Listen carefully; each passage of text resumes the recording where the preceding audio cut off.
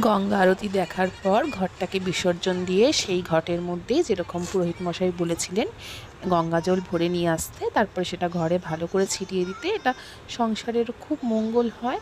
তো আমি সেইভাবেই করেছি।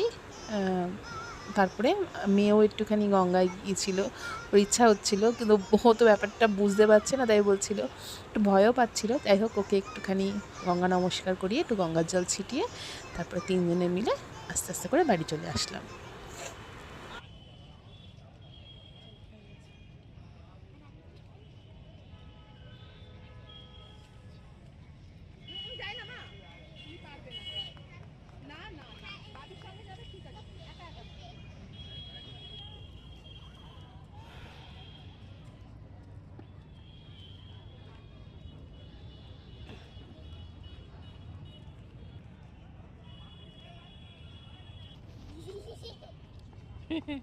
তাকাও তাকাও, মামা মুখটা হাতটা নামা, আমাদের তাকা সুন্দর করে।